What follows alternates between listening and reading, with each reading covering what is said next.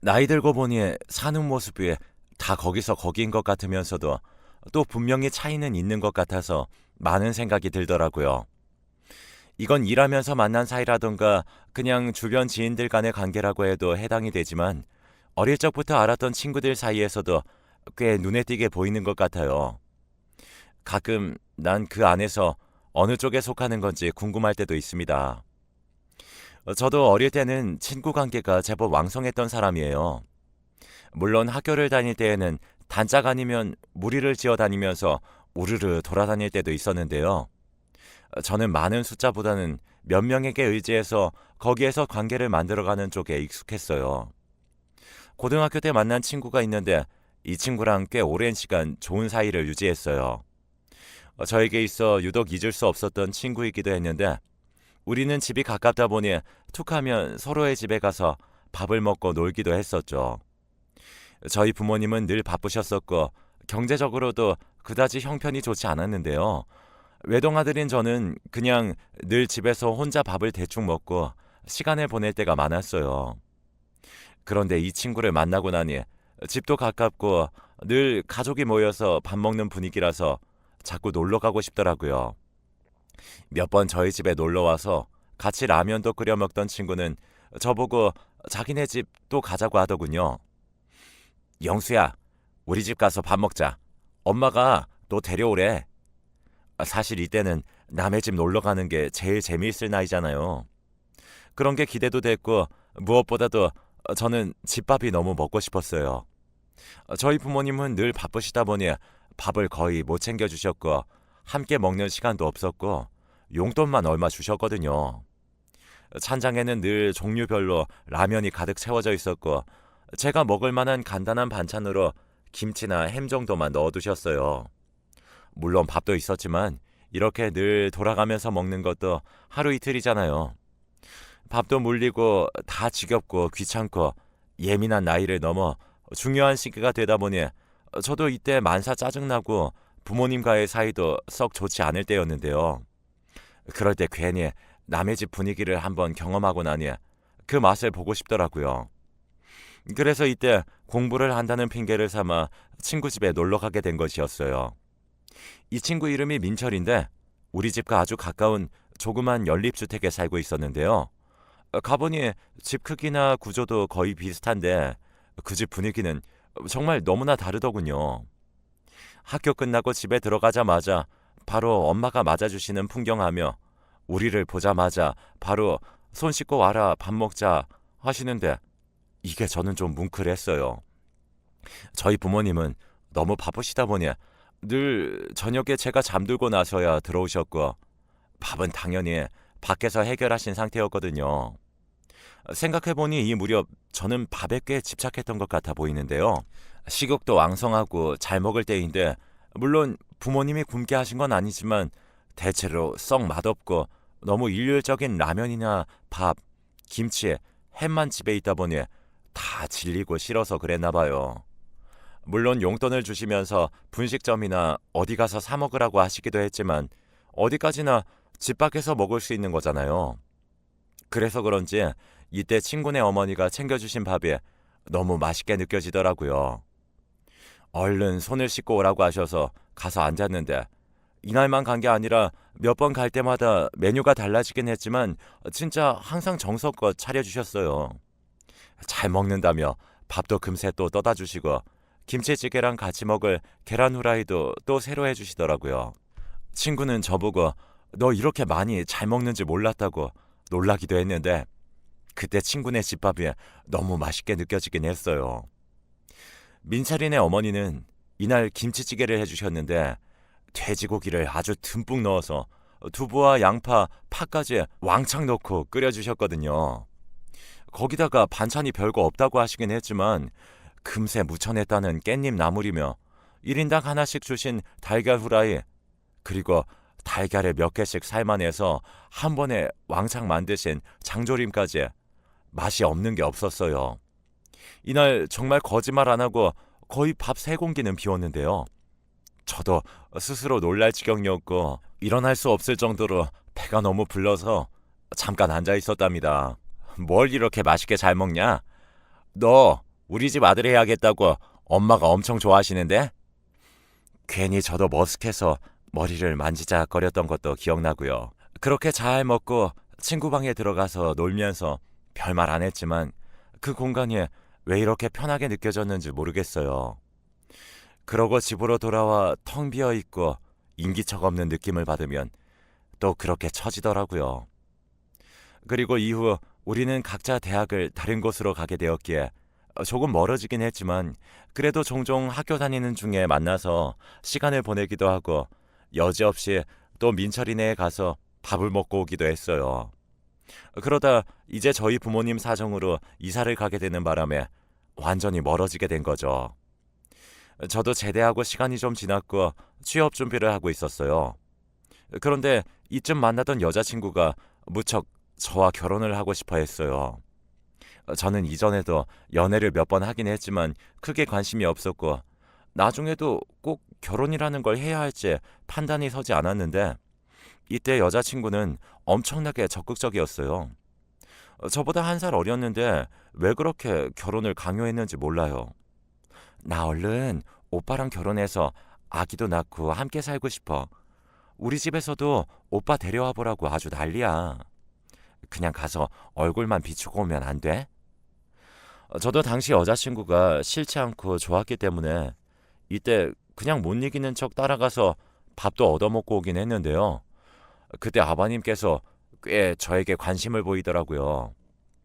뭐 딸이 좋아하는 남자친구라고 하니 어떤지 좀 보려고 부르셨던 것 같아요. 그런데 대뜸 대학은 어딜 나왔고 뭘 전공했냐고 물어보시더라고요. 그리고 앞으로 뭘 할 계획인지도 물어보시고요. 그러고 보면 이때 이 질문이 썩 반갑지 않으면서도 새삼 스스로 생각해보게 된 계기이긴 했어요. 저는 경제 관련된 공부를 하긴 했지만 그렇다고 그쪽으로 막 적극적으로 나가고 싶지도 않았고 아직 다른 준비가 안 되어 있는데 부모님은 계속 직장 취업 얘기를 하고 계시고 여자친구는 결혼 얘기를 하고 있으니 아주 난감한 상황이었거든요. 솔직히 꽤 스트레스가 컸어요. 부모님이 말하는 취업과 여자친구가 말하는 결혼이 동시에 맞물릴 수가 없는데 양쪽에서 자꾸 얘기를 해야 되니까요. 나름 저는 이런 부분에 대해 그냥 솔직하게 말했고 이런 것에 대해 허울 좋게 말해봐야 의미가 없을 것 같아 느낀 대로 쭉 말씀드렸는데요. 어제 여자친구의 아버님은 좀 다른 표정으로 얘기를 듣고 계시더라고요. 그러면서 둘이 만나는 건 좋은데 결혼은 아직 이른 것 같다고 정리하셨어요. 이 말씀에 여자친구는 단번에 얼굴이 굳어지면서 아버님께 화를 내더라고요. 하지만 저는 약간 안도감이 들었습니다. 제가 하고 싶던 얘기를 아버님이 먼저 꺼내셔서 거절하다시피 하셨고 제 입장에서는 나름의 출구가 생겼으니까요. 이후론 아무리 여자친구가 결혼을 얘기해도 아버님이 반대하시는데 어떡하냐고 말하면 될 것 같았죠. 그런데 아버님의 말은 끊기지 않은 채 계속 이어졌는데 듣고 너무 놀라서 잘못 들은 줄 알고 계속 눈을 크게 뜨게 되었어요. 자네, 우리 회사에서 일해보지 않겠나? 그냥 아르바이트식으로 말이야. 처음에는 취업을 준비하고 있는 학생한테 대뜸 아르바이트라니. 그리고 딸의 남자친구인 저에게 이런 얘기를 하셨다니 여러모로 이해도 안 되고 무슨 의도가 있는 건지 모르겠더라고요. 안 그래도 불편해 죽겠는데 무슨 본인 회사에 와서 아르바이트를 하라고 하시는 건지. 여자친구 집에 좀 사는 것 같긴 했지만 그렇다고 덕볼 생각도 전혀 없는데 안 내키더라고요. 제 표정을 읽으셨는지 대강 거기서 무슨 일을 해야 하는지 말씀해 주시는데 그게 또 썩 나쁘지만은 않게 보였어요. 저는 은근 요리를 좋아했는데 여자친구 아버님은 요식업 관련된 사업을 하고 계셨더라고요. 물론 저는 전문적인 요리는 못하는 사람이었지만 맛있는 걸 먹고 구분할 줄은 알아요. 그리고 경제 쪽 관련해서 나름 공부를 하다 보니 마케팅이나 이런 쪽으로 이어지면서 관심을 갖게 되긴 했는데요. 마침 그런 쪽 일을 하시는데 마케팅 쪽으로 자료조사가 필요하다고 하시는 거예요. 어느새 이 일을 하다 보니 저는 조금씩 발을 담그면서 안으로 쏙 빠져들게 되었고 결국은 필요한 다른 과정들을 준비하고 자격증도 더 따서 취직하게 되었어요. 아무래도 여자친구 아버지 회사라는 게 좀 마음에 걸리긴 했지만 둘이 결혼 생각보다는 친구로 오래 만나보라고 하셨던 것이 부담을 좀 덜어주기도 했고 덕분에 마음이 조금 편해졌거든요. 그리고 직장에 들어간 지 1년 만에 결혼을 하게 되었어요. 다들 예상하셨겠지만 바로 그 여자친구와 말이에요. 눈 깜짝할 새 상견례며 식장 예약이며 결혼식까지 빠르게 진행되었어요. 이후의 삶은 왠지 모르게 좀 서운할 정도로 힘이 들더군요. 결혼 전에는 장인어른도 꽤 살갑게 말해주시던 부분이 있긴 했는데 정식으로 사이가 되니 일적으로 지시할 부분들에 대해서 아주 가차없이 말씀하시고 야단치시기도 하고 눈물 쏙 빠지게 심하다 싶더라고요. 슬슬 스트레스를 받고 있다가 갈수록 무시하듯 툭툭 던지는 말씀을 듣고 있자니 저도 오기가 생겼죠. 처가에 비해 우리 집은 월등히 비교가 될 정도로 기울기는 하지만 그래도 모자란 집은 아닌데 제가 뭔가 실수하거나 마음에 안 들 때마다 사람들 앞에서 비꼬듯 말씀하시는 장인어른이 너무 싫어지더군요. 물론 감사한 부분도 있었지만 제가 좀 더 무리해서라도 꼭 비등한 관계, 아니 그보다 더 높은 쪽으로 성공하고 싶더라고요. 이후로 새벽부터 저녁 늦게까지 그야말로 이 악물고 틈틈이 공부했고 지금 회사에서 하고 있는 식당들을 좀 더 홍보하며 늘려갈 수 있는 방법들을 뛰어다니며 조사하게 되었어요. 오래도록 음식 사업을 하신 장인어른도 나름의 노하우가 있으시고 대단한 실력이 있으시지만 그걸 요즘 시대에 맞게 풀어내서 마케팅을 잘 해나가는 건 제가 더 잘할 수 있지 않을까 싶었거든요. 실제로 제가 별 관심 없이 아르바이트 제의를 받았을 때도 그때 장인어른이 무심결에 얘기를 하셨던 것이기도 하고요. 그런데 막상 써보면 괜찮을 줄 알았더니 사위로 들이면 더 일을 똑바로 할 줄 알았더니 영 맹물이라면서 무시를 하시니까 오기가 바짝 생겼죠. 그렇게 일을 점점 늘리게 되었고 나중에 회사 안에서도 저의 입지가 조금씩 생겨나더라고요. 그리고 아주 많은 시간이 흐르고 또 흘러 제가 관여했던 일들이 다 전반적으로 잘 풀려서 꽤 성공하게 되었어요. 그제서야 장인어른의 끊이지 않던 볼멘 소리에 불평들이 더 이상 제게 안 들리게 되더군요. 하지만 그렇게 바쁘게 사는 동안 아내에게 썩 잘해주지 못했고 내 가정을 무턱대고 꾸려놓고 제대로 챙기지 못한 것 같아 그에 대한 후회도 있었어요.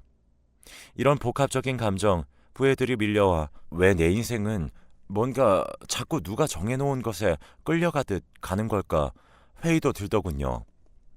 그러던 차에 저는 저의 이 공허한 마음으로 뭔가가 대뜸 쏙 들어오는 경험을 하게 되었습니다.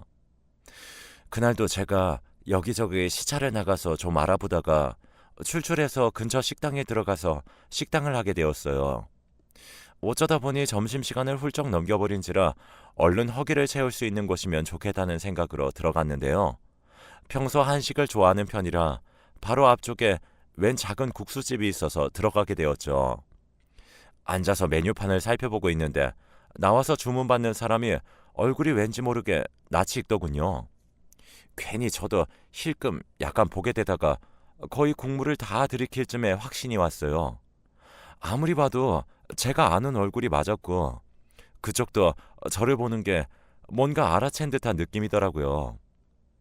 그런데 혹시 몰라서 잠깐 멈춰 있었는데 다행히 그쪽이 먼저 와서 말을 걸었어요. 저 혹시 김영수 씨 아닌가요? 땡땡동 땡땡고등학교 다녔던. 역시나 맞았어요. 제가 생각했던 민철이가 맞았던 겁니다. 저는 얼른 입을 닫고 일어서서 손을 내밀고 악수를 했고 왠지 어색하면서도 반가워서 어쩔 줄을 몰랐어요. 맞다고, 내가 맞다고 몇 번이나 얘기하면서 그 손을 계속 맞잡고 둘이 그렇게 서 있기만 했는데요. 잠깐 얘기할 시간이 있냐고 물어봤는데 안쪽에서 사장인 듯한 사람의 표정에 썩 좋지만은 않은 거예요. 왠지 눈치가 보여서 연락처만 받고 그대로 돌아오게 되었는데 나오면서도 자꾸 가게 쪽으로 시선이 가더군요. 민철이는 너무 반가웠는데 30년이란 시간이 지나 만나게 된 친구의 얼굴은 어쩐지 인상이 좀 변해 있어서 말이에요.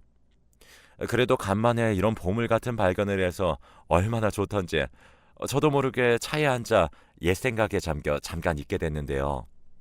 그러다가 다시 가게 쪽을 흘금 보았는데 민철이가 밖으로 나와 담배를 피우는 것 같더군요. 연락처도 받았고 어차피 저녁에 전화를 해보면 되니까 급할 건 없었지만 왜 저 식당에서 일하고 있는지 보니까 사장이 아닌 직원 같은 분위기던데 약간 궁금증이 생겼어요. 그런데 얼마 안 돼요. 안쪽에 있던 그 사장 같은 사람이 따라 나오는 것 같더니 민철이에게 뭐라 화를 내는 것처럼 보이더군요. 건너편에 차를 세워두고 있던 터라 말소리까지 들리진 않았지만 표정만 봐도 분위기가 너무 험악해 보였고 그 말에 어깨를 움츠러뜨린 민철이를 보니 뭐라 말할 수 없는 이상한 감정들이 밀려왔어요. 세월이 참 많은 걸 변하게 했다지만 우리의 얼굴도 사는 모습도 너무 달라진 것 같았고 저런 상황에 이미 얼마나 익숙해졌던 것인지 어깨가 올라올 틈도 없이 잔뜩 기죽어서 고개를 푹 숙이고 있는 민철이의 모습은 도무지 적응이 되지 않았죠. 과연 내가 다시 연락을 해도 되는 걸까? 하면 민철이도 반가워할까? 이전처럼 스스럼 없이 많은 이야기들을 하고 우리 사이에도 나눌 것이 있을지 고민이 되더군요. 제 얼마 안 되는 인간관계 중 민철이는 유독 적지 않게 자리를 차지하고 있었기에 더더욱 저는 생각이 많아졌던 것 같아요. 사회생활을 하면서 여러 사람들을 기계적으로 거르고 훑고 모으기를 하다 보니 애먼 머리를 심히 굴리게 되었는데요. 그런 것 없이 밥이나 같이 먹고 또 얻어먹기도 하던 친구를 보니 말할 수 없이 가슴 한켠이 사무치고 외롭게 느껴지더군요. 잊고 있었던 그 외로움이나 갈망하는 감정들이 밀려와서 어쩔 수 없이 저녁에 저는 큰맘 먹고 연락을 했어요.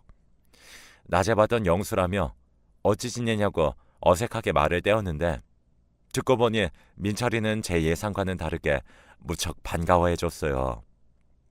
연락처를 저만 받아 가져간 거라 민철이 쪽에서 먼저 연락할 방법이 없었는데 제가 이렇게 오니 너무 좋다면서 말이에요. 예전과 목소리도 똑같고 말투도 너무 그대로라 저는 괜히 눈물이 날 것 같더라고요. 한 2, 30분간은 정말 쓸데없는 옛날 얘기만 잔뜩 하다가 어느새 시간이 좀 지나면서 근황 얘기를 하게 되었는데요. 근황 얘기할 때도 이전 우리의 추억을 얘기할 때와 똑같은 온도로 민철이는 덤덤하게 말하더군요. 그런데 저는 똑같이 덤덤하게 듣고 있기가 힘들었어요. 우리 엄마? 뭐 잘 계시지. 그런데 지금 몸이 엄청 안 좋으셔. 그리고 나는 아직 얼마 안 되긴 했는데 작년쯤 이혼했어. 마누라가 글쎄 그냥 말도 없이 도망가서 이혼하자고 하지 뭐냐. 엄마가 몸이 안 좋으셔서 모시고 살자고 했는데 그게 그렇게 싫었나 봐. 아버지는 5년 전에 돌아가셨고 동생은 뭐 시집 가서 그런 대로 잘 살고 있지 뭐. 듣고 보니 그 식당에서 일하게 된 것도 지인이 소개해준 곳이긴 한데 악독 사장인 것인지 그렇게 타박을 하고 못 살게 군다고 하더군요. 정말 잠도 안 재우고 새벽부터 밤늦게까지 일을 시켜대는데 조금만 힘들어서 쉬려고 해도 난리를 치고 서빙에 주방 일도 돕다가 손을 칼로 베었는데도 아무런 처치도 안 해줬다는 거예요. 민철이가 이렇게 힘겹게 일하게 된 건 부인이 진 비 때문이었다고 하더군요. 참으로 순해 보이고 예쁜 여자를 만나 결혼했는데 알고 보니 처가에 빚도 있었고 본인도 제법 빚이 있는 걸 숨겼나 봐요. 그걸 초반에 같이 갚다가 감당이 안 되는 상황이 일어나게 되었고 그럼에도 불구하고 민철이는 애가 무뎌서 그런 건지 부인을 그대로 데리고 살며 어떻게든 갚을 생각을 했다는 겁니다. 이렇게 자식이 자기 배우자의 빚까지 짊어지니 어머니도 너무 괴로워하셨고 그러다 여차저차 몸이 많이 노쇠해지셨나 봐요. 그런 어머니를 모시고 살자고 했더니 글쎄 단번에 아내가 이혼을 요구하며 나가버렸다는 거예요. 졸지에 이혼을 당하고 마땅히 할 게 없고 돈을 벌어야 했던 민철이는 집 근처 가까운 식당으로 나가 이렇게 힘들게 일하며 살고 있던 거였어요.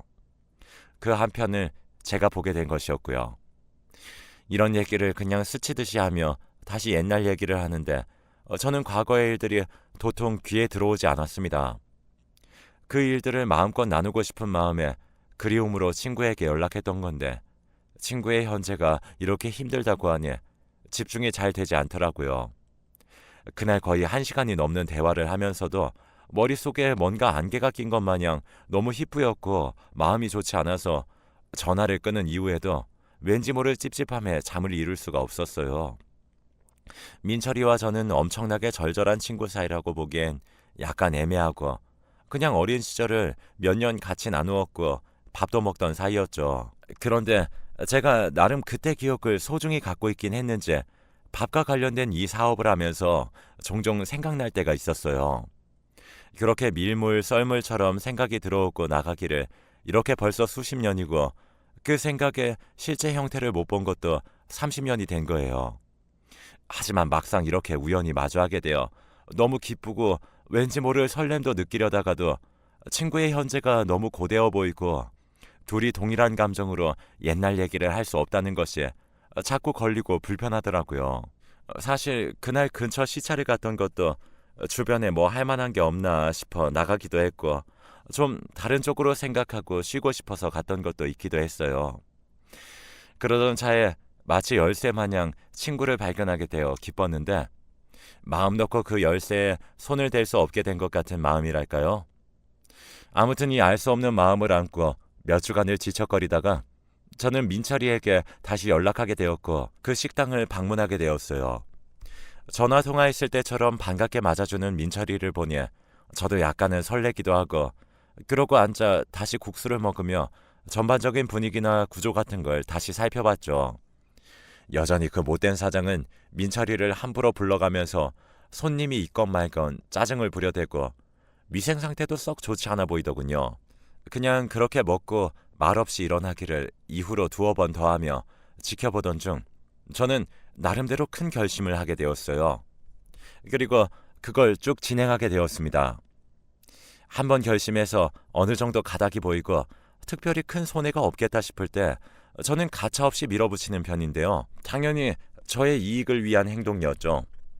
바로 민철이가 일하고 있는 그 국수집을 제가 인수해서 우리 회사에서 하고 있는 사업 몇 개 중 좀 비슷하면서도 괜찮은 것을 골라서 그쪽에 프랜차이즈 매장을 내기로 했습니다.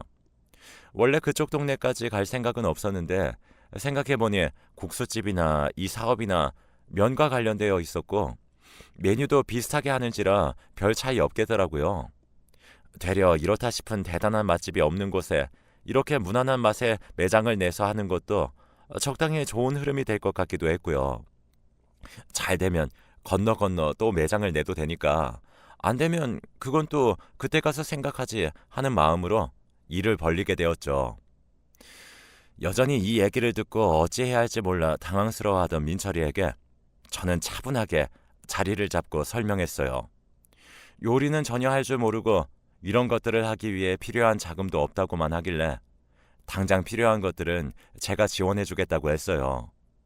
사실 프랜차이즈를 내는 데에 있어 초기 자금이 많이 드는 건 아니고 그 외적으로 부수적인 부담이 있긴 했지만 제가 미리 내줄 테니 나중에 찬찬히 오래도록 갚으라고 말이에요. 일단 무난하게 된다고 해도 수익이 나쁘지 않은 사업이었거든요. 그래서 민철이는 얼마간 고민하다가 그 자리에 들어오게 되었고 저는 운영과 관리에 대해 여러 가지 교육을 해주고 직원들을 보내 도와주기도 하는 등 보통의 프랜차이즈 매장을 낼 때의 시스템과 비슷하게 지원을 해주었어요. 그렇게 저와도 몇 번 마주하다 보니 민철이 역시 매장이나 직원들을 관리하고 체크하고 하는 일 쪽에 더 집중해서 조금씩 열심히 하더군요. 그렇게 해서 그곳 매장을 내고 난 뒤 3, 4개월 정도는 적당히 무난하다가 곧 1년 차가 되자 일일 매출이 무척 잘 나오게 되었습니다. 사실 저도 이쪽 동네에 내는 건 별로 계획이 없을 정도로 딱히 잘 될 확률이 높지 않은 곳이었거든요. 그런데 제가 지원을 해준 만큼 민철이도 무척 노력을 해주었고 회사에서 해주는 교육도 꾸준히 듣고 따라오면서 점점 매장 관리를 잘 하게 되더군요. 여러모로 합이 맞게 되면서 매출이 꾸준히 오르고 있는 상황이었고 이 일을 시작한 뒤 1년 정도 되니 비로소 안정적으로 수입이 일정하게 나게 되었어요. 민철이는 이 부분에 대해 저에게 무척이나 고마워하고 있지만 저는 저대로 민철이에게 고마운 마음이 듭니다. 저 역시 여러모로 일에 대해 힘들고 제 개인적으로도 마음이 외롭고 힘든 시기를 보내고 있었는데 그때 민철이가 쏙 나타나 주었어요. 이전처럼 밝은 얼굴로 편하게 밥을 먹을 수 있는 상태로 저를 부른 것은 아니었지만 이번에는 제가 민철이가 건너오기 편한 곳으로 부를 수 있게 되었죠. 둘이서 그냥 밥을 먹고 시종일관 떠들기만 하면 좋았던 그 시절로 다시 돌아간 듯한, 아니, 그 세계가 더 커진 듯한 느낌이 들어서 저는 요 근래 굉장히 마음이 두근두근하고 이 일에 대한 전환점도 새롭게 맞이하게 된 것 같아요. 민철이는 저를 만나 상황이 좋아졌고 어머니도 마음을 놓으셨다며 고마워하시는데 저는 저대로 민철이를 만나 막힌 곳이 뻥 뚫린 듯한 느낌을 받게 되었습니다. 앞으로 펼쳐질 우리들의 날들을 좀 더 기대해보며 또 새로운 탄력감을 받고 열심히 뛰어보려고 합니다. 모두들 건강하시고 하시는 일들이 다 잘 되셨으면 좋겠습니다.